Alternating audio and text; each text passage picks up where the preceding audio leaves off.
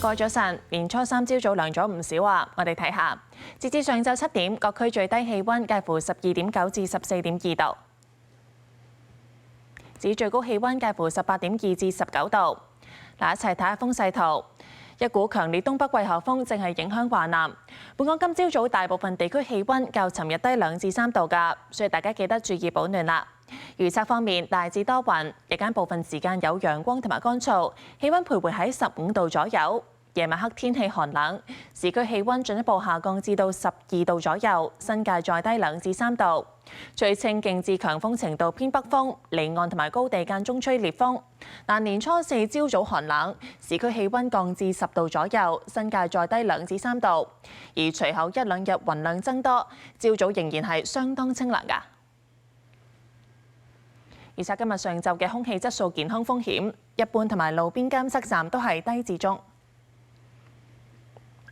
預測今日嘅最高紫外線指數係6，強度屬於高。同埋其他城市天氣，廣州多雲，澳門明朗；廈門多雲，台北落雨；上海天晴；北京天晴；瀋陽天晴，首爾天晴；大阪落雪，東京多雲；胡志明市多雲。馬尼拉多雲，墨爾本明朗，悉尼明朗，布里斯班明朗，奧克蘭明朗，溫哥華驟雨，三藩市天晴，洛杉磯天晴，紐約天晴，多倫多落雪，